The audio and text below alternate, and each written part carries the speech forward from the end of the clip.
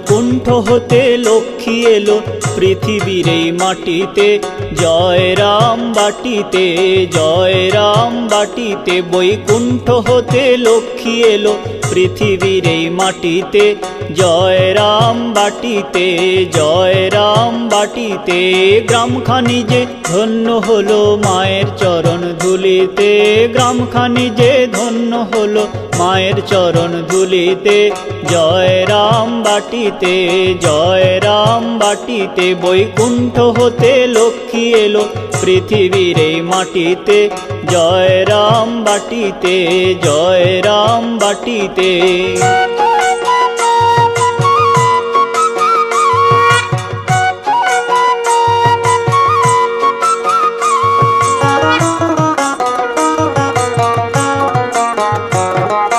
বারোশো 68 পৌষ মায়ের আবির্ভাব। মা এলো রে দূর করিতে ত্রিতাপ শোকতাপ গো, ত্রিতাপ শোকতাপ। 1268 পৌষ মায়ের আবির্ভাব। মা এলো রে দূর করিতে ত্রিতাপ শোকতাপ গো, ত্রিতাপ শোকতাপ। দুঃখীর ঘরে জন্ম নিল ভক্ত জন তরাতে। দুঃখীর ঘরে জন্ম নিল ভক্ত জন তরাতে। জয় রাম বাটিতে, জয় রাম বাটিতে, বৈকুণ্ঠ হতে লক্ষ্মী এলো পৃথিবীর এই মাটিতে। জয় রাম বাটিতে, জয় রাম বাটিতে।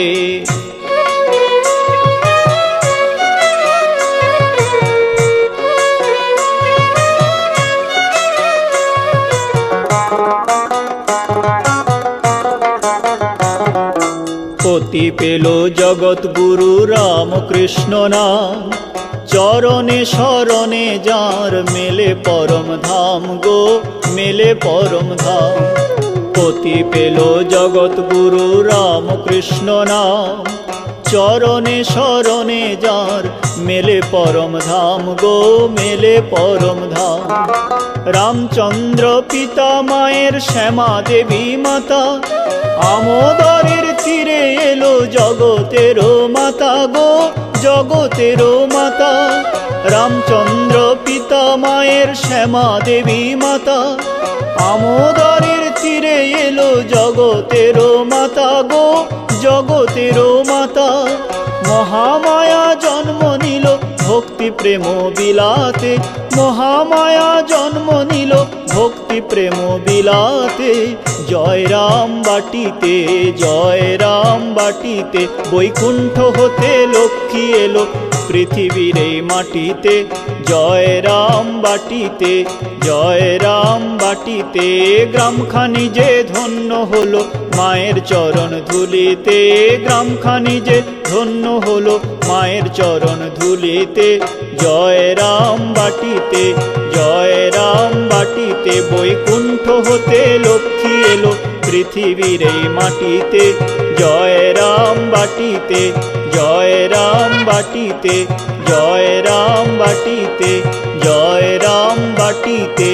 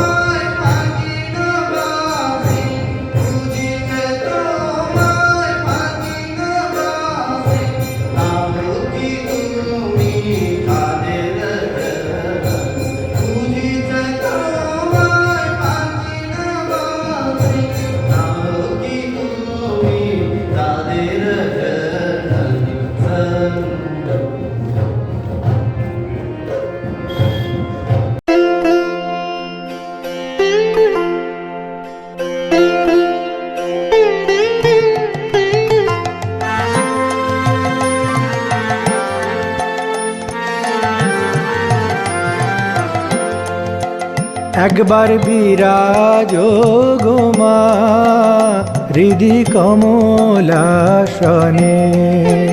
একবার বিরাজ গো মা হৃদি কমলাসনে। তোমার ভুবন ভরা রূপটি একবার দেখে লই মানয়নে। তোমার ভুবন ভরা রূপটি একবার দেখে লই মানয়নে কমলাসনে। একবার বিরাজ গো মা হৃদি কমলাসনে।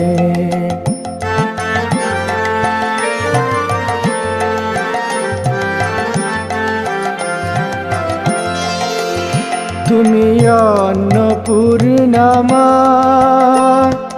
শ্মশানে শ্যামা, কৈলাসেতে উমা তুমি বৈকুণ্ঠে রমা। তুমি অন্নপূর্ণা মা শ্মশানে শ্যামা, কৈলাসেতে উমা তুমি বৈকুণ্ঠে রমা। ধর বিরিঞ্চি শিব বিষ্ণু রূপ সৃজনলয় পালনে। ধর বিরিঞ্চি শিব বিষ্ণু রূপ সৃজনলয় পালনে কমলাসনে। একবার বিরাজ গো মা হৃদি কমলাসনে।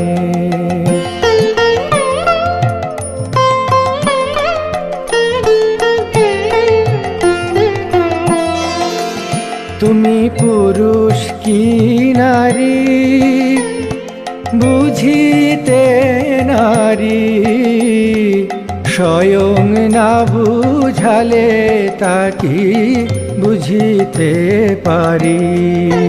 তুমি পুরুষ কি নারী বুঝিতে নারী, স্বয়ং না বুঝালে তাকি বুঝিতে পারি। তুমি আধা রাধা আধা কৃষ্ণ সাজিলে বৃন্দাবনে। আধা রাধা আধা কৃষ্ণ সাজিলে বৃন্দাবনে কমলাসনে। একবার বিরাজ গো মা হৃদি কমলাসনে।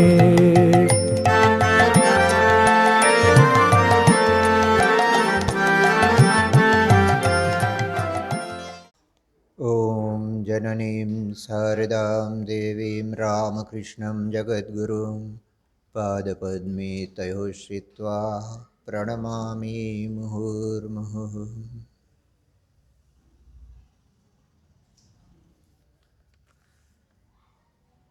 आज श्री माँ शारदा देवी की जन्मतिथि हम यहाँ पालित कर रहे हैं। जैसा कि सर्वविदित है, आज 169वीं जन्मतिथि हम मना रहे हैं। जैसा कि अक्सर आश्रमों में हुआ करता है, हमारे सुबह से विशेष पूजा हवन इत्यादि का आयोजन किया गया और यह भी एक परंपरा है और यह उचित भी है कि आज के दिन जिनका भी जन्मदिन जब भी हम मनाते हैं उनका थोड़ा स्मरण किया जाए।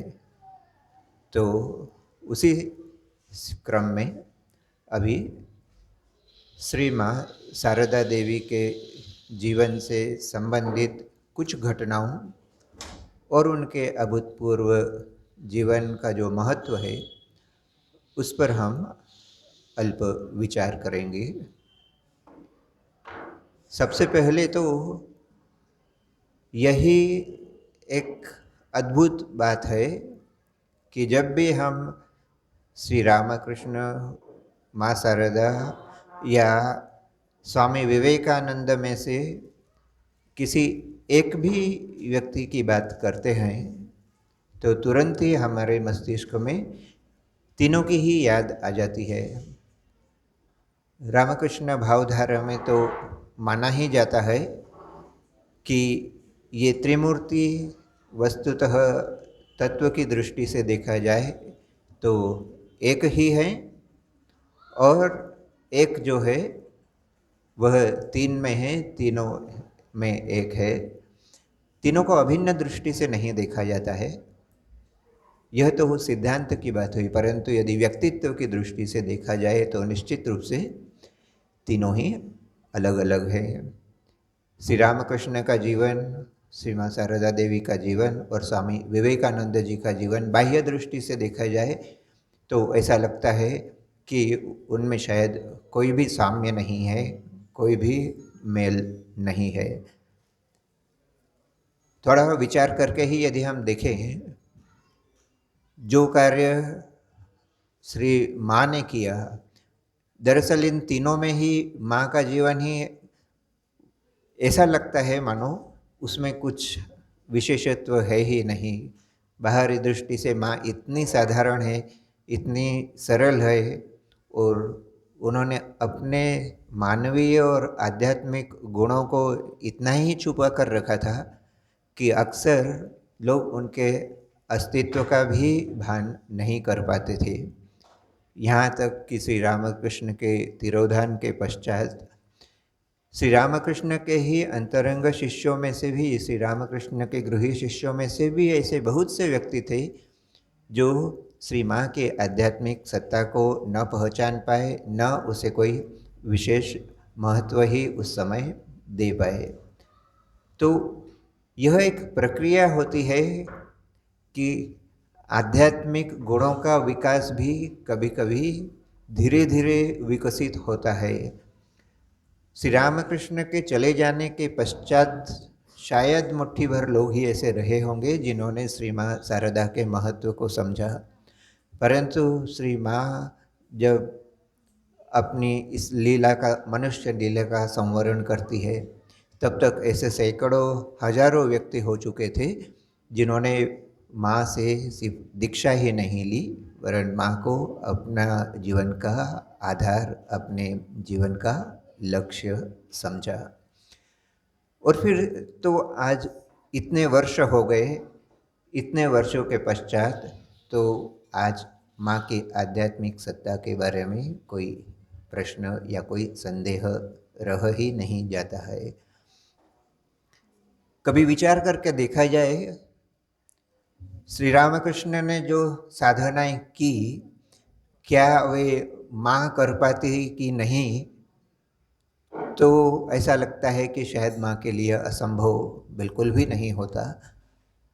परंतु माँ ने जो किया वह श्री रामकृष्ण कर पाते कि नहीं, तब थोड़ा मन में संदेह होता है, क्योंकि हम जानते हैं श्री रामकृष्ण ने अभूतपूर्व त्याग, अभूतपूर्व तितिक्षा के साथ जो आध्यात्मिक साधनाएं की, उस सब के पश्चात भी यदि उन्होंने किसी को मंत्र दीक्षा दी हो या उनके जो सन्यासी शिष्य हुए हैं, उन सन्यासी शिष्यों की संख्या यदि देखा जाए तो बहुत कम है, मुट्ठियों पर, उंगलियों पर गिनने लायक।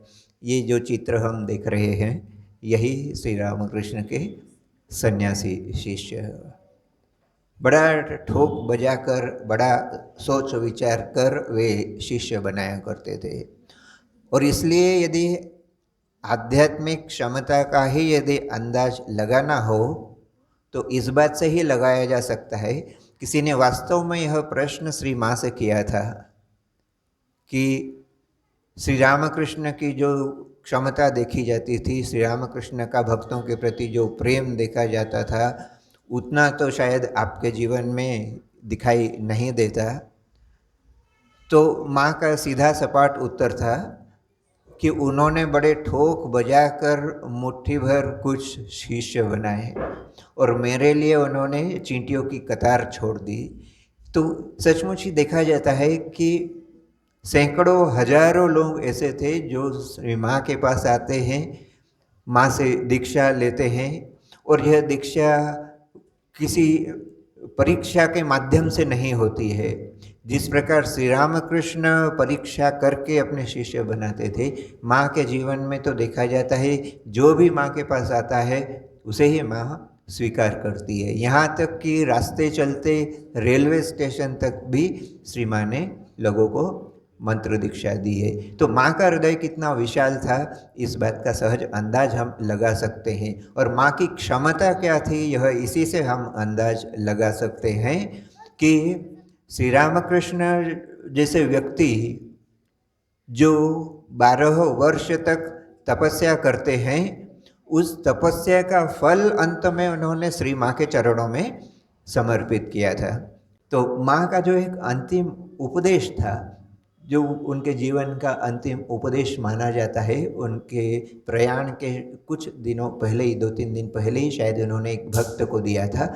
उस उपदेश के साथ ही हम आज की इस चर्चा को विराम देंगे।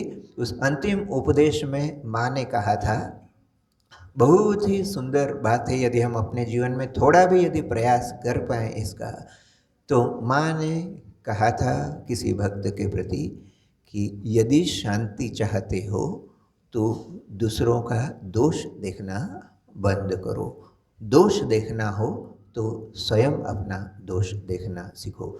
दूसरों का दोष देखने से जीवन में अशांति आती है। और इसी के साथ एक बात और उन्होंने कही थी कि संसार में कोई भी पराया नहीं है, सभी को अपना बनाना सीखो। इन 2 उपदेशों को ही यदि हम हमारे जीवन में कुछ हद तक भी यदि चरितार्थ कर पाएँ, तो हमारा आध्यात्मिक जीवन ही नहीं, हमारा सांसारिक जीवन भी और भी समृद्धिशील और भी सुखमय और भी शांतिपूर्ण हो उठेगा। हमारे इस प्रयास में माँ शारदा हमें मदद करे, सहायता करे। इसी आशा, इसी प्रार्थना के साथ हम आज की इस चर्चा को विराम देते हैं। ओम शांति शांति शांति। हरि ओम तत्सत। श्री राम कृष्णार्पणमस्तु।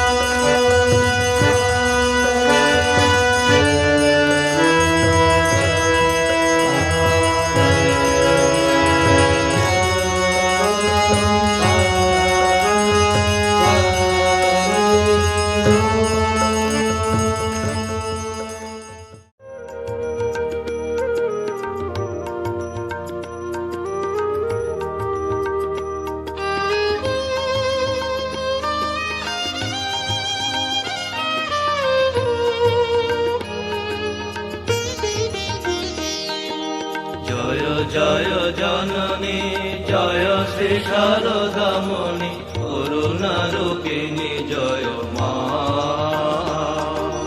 জয় জয় জননী জয় শ্রী শারদামণি